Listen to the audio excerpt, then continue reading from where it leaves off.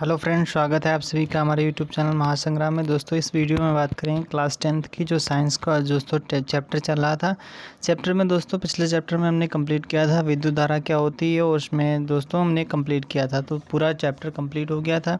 आज दोस्तों new topic है, नया चैप्टर है दोस्तों। नया टॉपिक है क्या है? विद्युत धारा के चुंबकीय प्रभाव। दोस्तों अगला टॉपिक है दोस्तों, यानी अगला चैप्टर है, चैप्टर नंबर शायद ये 4 होगा, ठीक है, 4 शायद है, ठीक है दोस्तों। और इसमें क्या क्या बात करेंगे दोस्तों? इसमें बात करेंगे इस चैप्टर में क्षण चुंबक क्या होती है, चुंबकीय क्षेत्र क्या होता है, विद्युत चुंबकीय क्षेत्र क्या होता है दोस्तों, और बात करेंगे दोस्तों चुंबकीय क्षेत्र रेखाएं क्या होती हैं, चुंबकीय क्षेत्र की प्रबलता कैसी होती है, और चुंबकीय क्षेत्र की रेखाओं की दिशा क्या होती है। चलिए दोस्तों देख लेते हैं, एक एक करके डिटेल से पढ़ेंगे दोस्तों।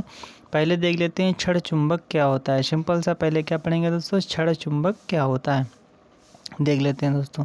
तो चुंबकीय पदार्थों को किसी भी आकार में ढाला जा सकता है। जैसे चुंबकीय पदार्थ जो होते हैं दोस्तों, उनको किसी भी आकार में हम उनको ढाल सकते हैं। यदि किसी चुंबकीय पदार्थ को छड़ के रूप में ढाला जाए तो इसे छड़ चुंबक कहते हैं। सिंपल सा परिभाषा क्या है? अगर कोई पूछे छड़ चुंबक क्या होता है, तो छड़ चुंबक ऐसा चुंबक होता है, यानी ऐसी कोई छड़ जिसको ऐसा कोई चुंबकीय पदार्थ जिसको छड़ के रूप में ढाला जाए, उसे क्या कहते हैं दोस्तों? उसे कहते हैं छड़ चुंबक कहा जाता है। चलिए दोस्तों आगे देख लेते हैं।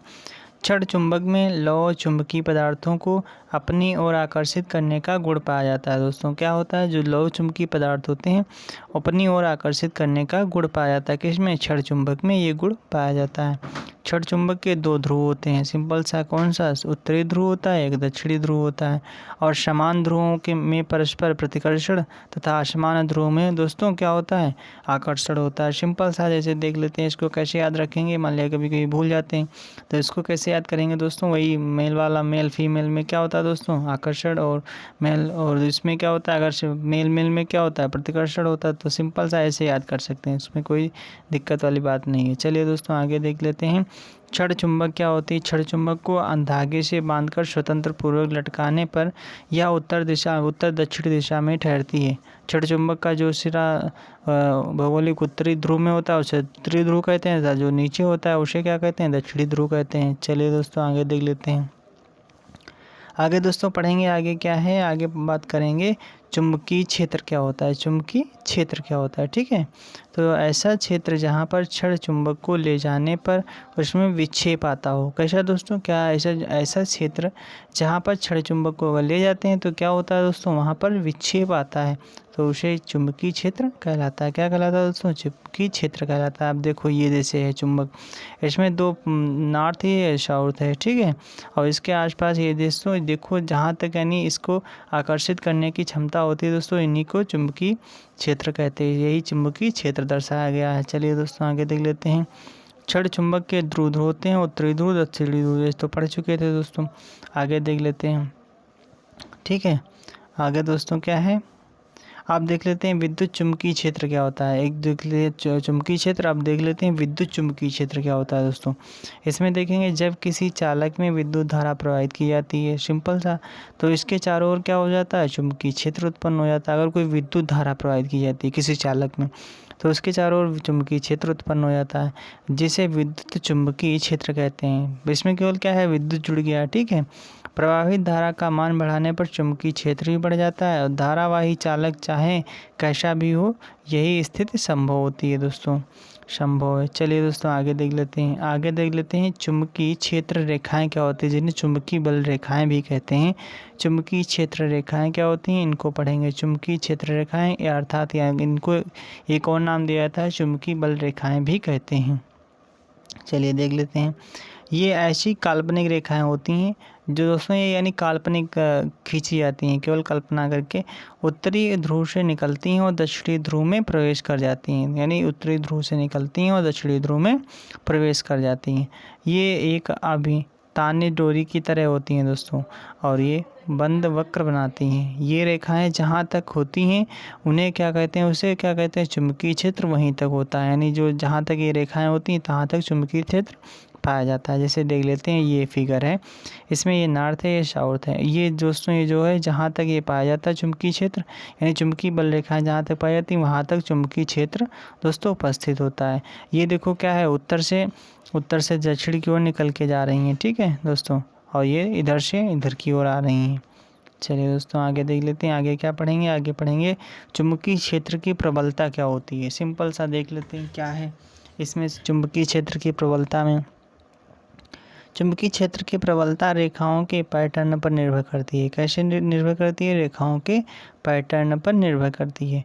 जहाँ चुंबकीय क्षेत्र रेखाएं पास पास होती हैं वहाँ चुंबकीय क्षेत्र अधिक प्रबल, तथा जहाँ दूर दूर होती हैं वहाँ चुंबकीय क्षेत्र कमजोर अथवा दुर्बल होता है। सिंपल सा है, जैसे प्रबलता अगर पूछी जाए तो जहाँ चुंबकीय क्षेत्र ज़्यादा होगी वहाँ चुंबकीय क्षेत्र प्रबलता के रूप में पाया जाएगा, और जहाँ पे चुंबकीय बल रेखाएं कम होगी वहाँ पे चुंबकीय क्षेत्र कमजोर या दुर्बल रूप में होता है। चलिए दोस्तों आगे देख लेते हैं, आगे क्या पढ़ेंगे। आगे पढ़ेंगे दोस्तों चुंबकीय क्षेत्र रेखाओं की दिशा क्या होती है। दिशा अभी तो बताए थे, उत्तर से दक्षिण की ओर जाती हैं दोस्तों। तो चुंबकीय क्षेत्र रेखाओं की दिशा चुंबक के बाहर उत्तर से दक्षिण की ओर तथा चुंबक के अंदर दक्षिण से उत्तर की ओर होती है दोस्तों, याद कर लेना, मोस्ट इम्पॉर्टेंट है। आगे देख लेते हैं अगला क्या है। अगला पढ़ लेते हैं दोस्तों, धारावाही चालकों में चुंबकीय क्षेत्र की दिशा क्या होती है। धारावाही चालक जो होते हैं उनको क्या बोलते हैं, उसमें दोस्तों चुंबकीय क्षेत्र की दिशा क्या होती है। तो धारावाही चालकों में चुंबकीय क्षेत्र की दिशा दोस्तों दाएं हाथ के अंगुष्ठ नियम तथा दक्षिण हस्त अंगुष्ठ नियम से निर्धारित की जाती है। चलिए दोस्तों देख लेते हैं हम इनके, ये यानी बाएं हाथ का नियम क्या होता है, दाएं हाथ का नियम क्या होता है, डिटेल से दोस्तों पढ़ेंगे।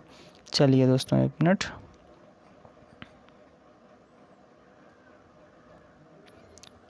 चलिए फ्रेंड्स देख लेते हैं क्या होता है, यानी दक्षिण हस्त अंगुष्ठ का नियम दोस्तों क्या होता है, ठीक है। तो अभी ये पढ़ रहे थे इसका दो आगे, तो एक डिटेल से देखेंगे दोस्तों। इस नियम के अनुसार यदि किसी धारावाही चालक को दाएं हाथ से इस प्रकार पकड़ा जाए कि अंगूठा धारक की दिशा में तब मुड़ी हुई उंगलियां चुंबकीय क्षेत्र की दिशा को व्यक्त करती हैं। इसके अनुसार चुंबकीय क्षेत्र की दिशा चालक के लंबवत आती है, देख लेते हैं फिगर से। ये देखो फिगर है दोस्तों, ये दर्शाया जाता है क्या है, दक्षिण हस्त अंगुष्ठ का नियम दोस्तों दर्शाया जाता है। चलिए दोस्तों आगे देख लेते हैं अगला क्वेश्चन क्या है। धारावाहक वृत्ताकार पाश के कारण चुंबकीय क्षेत्र, धारावाहक वृत्ताकार पाश के कारण चुंबकीय क्षेत्र देख लेते हैं क्या है। हम आपको पहले बता चुके हैं कि धारावाही चालक कैसा भी हो उसके चारों ओर चुंबकीय क्षेत्र उत्पन्न होता है दोस्तों, तो होता है, जिसकी दिशा का निर्धारण दाएं हाथ का अंगुष्ठ का नियम करता है। तो अभी पढ़ चुके थे आगे, ठीक है। चालक के चारों ओर चुंबकीय क्षेत्र वृत्ताकार रेखाओं के रूप में होता है। धारावाही चालक से ये रेखाएं जितनी दूर तक होती हैं चुंबकीय क्षेत्र वहीं तक होता है।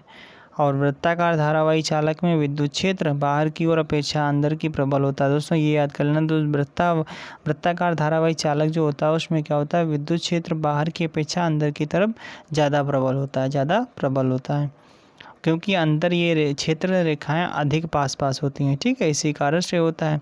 और छोटे धारावाही वृत्ताकार चालक में ये रेखाएं अंदर केंद्र से गुजरती हुई प्रतीत होती हैं, लेकिन बड़े धारावाही वृत्ताकार चालक में ये रेखाएं केंद्र तक नहीं पहुंच पाती हैं। अतः आवश्यक नहीं है कि वृत्ताकार धारावाही चालक में अंदर रेखाएं केंद्र से गुजरें दोस्तों, ठीक है। आगे देख लेते हैं, सीधे धारावाही चालक के चारों ओर उत्पन्न चुंबकीय क्षेत्र एक समान होता है। ये देखो धारावाही चालक को दर्शाया गया है, ठीक है दोस्तों। अब देख लेते हैं परिनालिका क्या होती है।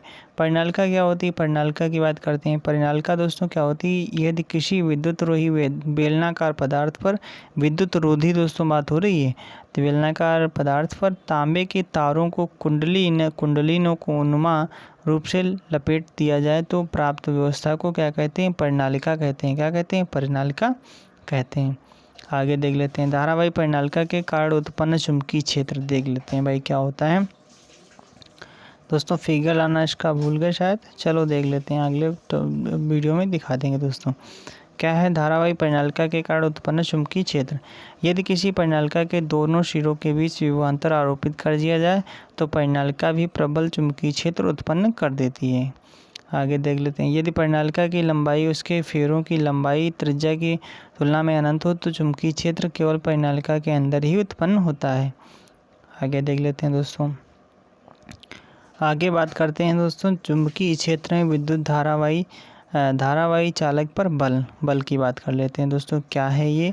तो जब किसी विद्युत धारावाही चालक को चुंबकीय क्षेत्र में लाया जाता है, ठीक है, याद रखना, तो इस पर क्या होता है, एक बल कार्य करता है। अगर कोई मान लिया कोई विद्युत धारावाही चालक है तो उसको क्या दोस्तों, अगर हम चुंबकीय क्षेत्र में लाते हैं तो क्या हो जाता है, उस पर एक बल कार्य करने लगता है। क्या हो जाता है, एक बल उस पर कार्य करने लगता है, जो आकर्षण अथवा प्रतिकर्षण हो सकता है। यानी आकर्षण भी हो सकता है बल, प्रतिकर्षण बल भी हो सकता है, कोई भी एक हो सकता है। इस धारावाही चालक पर बल की दिशा फ्लेमिंग के बाएं हाथ के नियम से निर्धारित की जाती है। चलिए दोस्तों आगे देख लेते हैं फ्लेमिंग के बाएं हाथ का नियम होता क्या है, सिंपल सा देख लेते हैं। इस नियम के अनुसार बाएं हाथ को इस प्रकार व्यवस्थित किया जाए कि अंगूठा, तर्जनी और मध्यमा तीनों परस्पर लंबवत हों। देख लेते हैं कैसे, फिगर से देख लेते हैं दोस्तों। फिगर ये है, ठीक है, ये अंगूठा हुआ, ये तर्जनी हुआ और अनामिका ये हुआ, ठीक है, एक दूसरे के लंबवत हों। आगे देख लेते हैं, और दोस्तों तीनों परस्पर लंबवत हों। मध्यमा विद्युत धारा की दिशा को तथा तर्जनी उंगली क्या करती है, चुंबकीय क्षेत्र की दिशा को व्यक्त करें, तो अंगूठा चालक पर लगने वाले बल की दिशा को व्यक्त करता है। दोस्तों इसी को क्या कहते हैं, फ्लेमिंग के बाएं हाथ का नियम कहा जाता है। ये दोस्तों बहुत पूछा जाता है, इसको याद कर लेना, मोस्ट इम्पॉर्टेंट है। देख लेते हैं, अंगूठा क्या है, बल को प्रदर्शित करता है। तर्जनी उंगली क्या प्रदर्शित करती है, चुंबकीय क्षेत्र को, और ये अनामिका उंगली विद्युत धारा को यानी प्रदर्शित करती है। चलिए दोस्तों आप देख लेते हैं विद्युत मोटर क्या होता है। दोस्तों बहुत पूछा जाता है, ये लॉन्ग में दोस्तों पूछा जाता है, 5 नंबर में या 6 नंबर में पूछा जाता है। तो ऐसा उपकरण है जिसमें यांत्रिक ऊर्जा को विद्युत ऊर्जा में परिवर्तित किया जाता है। विद्युत मोटर क्या होता है, ये दोस्तों 60 में पूछा जा सकता है, पूछा जाता है कि 1 नंबर में या 2 नंबर में कि विद्युत मोटर होता है, फिल इन द ब्लैंक करके फिर आगे ले दिया जाता है कि यह यांत्रिक ऊर्जा को विद्युत ऊर्जा में बदलता है, विद्युत ऊर्जा को यांत्रिक ऊर्जा में बदलता है। तो इसमें क्या आंसर हो जाएगा दोस्तों, यांत्रिक ऊर्जा को विद्युत ऊर्जा में बदलता है। देख लेते हैं आगे क्या इसके उपयोग क्या होते हैं दोस्तों। विद्युत मोटर का उपयोग विद्युत पंखों में किया जाता है, रेफ्रिजरेटरों में किया जाता है, विद्युत मिश्रकों में किया जाता है, वॉशिंग मशीनों में, MP3 में किया जाता है, और कंप्यूटरों आदि में इसका प्रयोग किया जाता है। देख लेते हैं विद्युत मोटर ये है दोस्तों, ये वाला विद्युत मोटर का फिगर बनाया गया, इसमें 2 पोल नॉर्थ है, साउथ वाला है, ठीक है। चलिए दोस्तों ये कुंडली लगी होती है, विभक्त वलय जिसे बोला जाता है। चलिए दोस्तों आगे देख लेते हैं, विभक्त वलय ये धुरी है, ठीक है। आगे देख ले विद्युत मोटर के प्रमुख अवयव एवं कार्य प्रणाली, यानी उसमें कौन कौन से अवयव होते हैं देख लेते हैं। तो एक शक्तिशाली क्या होता है, चुंबक होता है, आर्मेचर लगा होता है, ब्रश लगा होता है, विभक्त वलय और विद्युत मोटर के प्रमुख अवयव हैं। कौन कौन से हैं, पहला एक है शक्तिशाली चुंबक होता है, आर्मेचर, ब्रश जिसको बोलते हैं, विभक्त वलय विद्युत मोटर के प्रमुख अवयव हैं। आर्मेचर क्या होता है, आयताकार होता है, कैसा होता है, आयताकार होता है, इसे कुंडली भी कहते हैं। आगे देख लेते हैं, प्रत्येक वलय से कार्बन के बने ब्रश लगे होते हैं और दोनों ब्रशों के बीच बैटरी लगी होती है, ठीक है। प्रारंभ में आर्मेचर शक्तिशाली ध्रुवों के बीच चुंबकीय क्षेत्र के परस्पर लंबवत होता है, और जब यह घूर्णन करता है तो यांत्रिक ऊर्जा विद्युत ऊर्जा में परिवर्तित हो जाती है। घूर्णन के दौरान वलय को आर्मेचर के साथ घूर्णन करती है, परंतु ब्रश घूर्णन नहीं करता है। दोस्तों देख लेते हैं इसमें क्या है, देखो यहाँ पे इधर से विद्युत धारा प्रवाहित की जाती है, तो इसमें क्या होता है, विद्युत ऊर्जा यांत्रिक ऊर्जा को विद्युत ऊर्जा में बदलता रहता है। दोस्तों चलिए दोस्तों देख लेते हैं आगे, अगला क्वेश्चन देख लेते हैं, विद्युत जनित्र अथवा प्रत्यावर्ती जनित्र धारा, प्रत्यावर्ती धारा जनित्र क्या है देख लेते हैं। यदि यह विद्युत चुम्बकीय प्रेरण की घटना पर आधारित है, किस पर आधारित है, विद्युत चुम्बकीय प्रेरण की घटना पर आधारित उपकरण है, कौन सा, विद्युत जनित्र, और इसके भी वही अवयव हैं जो विद्युत मोटर के हैं, यानी जो उसमें पाया जाता है उसमें इसमें भी पाया जाता है विद्युत जनित्र में, सिर्फ इसमें बैटरी नहीं पाई जाती है, इसमें बैटरी नहीं पाई जाती है दोस्तों, किसमें, विद्युत जनित्र में बैटरी नहीं पाई जाती है। और बैटरी के स्थान पर क्या लगा होता है दोस्तों, बैटरी के स्थान पर गैल्वेनोमीटर लगा होता है जो प्रेरित धारा का संसूचन करता है। दोस्तों चलिए दोस्तों आगे देख लेते हैं, कार्यप्रणाली दोस्तों इसको भी याद कर लेना दोस्तों। कैसे इसको याद करेंगे? प्रारंभ में आर्मेचर चुंबकीय क्षेत्र के लंबवत होता है। कैसे होता है? लंबवत होता है। जब यह घूर्णन करता है, कौन घूर्णन करता है? आर्मेचर घूर्णन करता है। तो इसके प्रथम आधे चक्र के लिए इसमें प्रवाहित धारा की दिशा आधे चक्र के पश्चात पूर्ण चक्र के लिए धारा की दिशा ठीक उल्टी हो जाती है दोस्तों। ठीक है, यही क्रम लगातार चलता रहता है और तथा अत्यधिक परिणाम की धारा प्राप्त हो जाती है। ठीक है, आगे देख लेते हैं प्रत्यावर्ती धारा क्या होती है दोस्तों, ये देख लेते हैं। प्रत्यावर्ती धारा दोस्तों ये होती है कि ऐसी विद्युत धारा जो समान काल अंतरालों के पश्चात अपनी दिशा में परिवर्तन कर लेती है तो प्रत्यावर्ती धारा कहलाती है। सिंपल सा, अगर जिसमें क्या होता है, जिसके दिशा में यानी जिस दिशा में परिवर्तन कर लेती है जो, वो क्या कहलाती है? प्रत्यावर्ती धारा कहलाती है। अब देख लेते हैं क्या है। ऐसी विद्युत धारा जो समान काल अंतरालों में यानी समान समयों में के पश्चात अपनी दिशा में परिवर्तन कर लेती है जो प्रत्यावर्ती धारा कहलाती है। आगे देख लेते हैं दिष्ट धारा क्या होती है दोस्तों। क्या दिष्ट धारा क्या होती है? ऐसी विद्युत धारा जिसकी दिशा और परिणाम समय के साथ नियत हों दिष्ट धारा कहलाती है। क्या होती है? ऐसी जो धारा दोस्तों, विद्युत धारा जिसकी दिशा और परिणाम दोनों क्या होते हैं? समय के साथ नियत हो दिष्ट धारा कहलाती है। चलिए दोस्तों आगे देख लेते हैं घरेलू विद्युत परिपथ क्या होता है। घरेलू विद्युत परिपथ क्या होता है? घरेलू विद्युत परिपथ की बात करते हैं। इसमें क्या होता है दोस्तों, हमारे घरों में विद्युत आपूर्ति है तो दो तार आते हैं। कौन से? जैसे दो तार आते हैं, हमेशा दो तार आते हैं। इनके मध्य उत्पन्न विभवांतर 220 वोल्ट होता है। कितना होता है? 220 वोल्ट होता है। इनमें से काले तार को क्या कहते हैं? ऋणात्मक तार तथा लाल तार को धनात्मक तार कहते हैं। तारों का जलन विद्युत पथन कहलाता है। क्या कहलाता है? तारों का जलन विद्युत पथन कहलाता है। ठीक है दोस्तों, चलिए दोस्तों आज के लिए इतना ही। हमारा सेशन कैसा लगा लाइक करें, शेयर करें।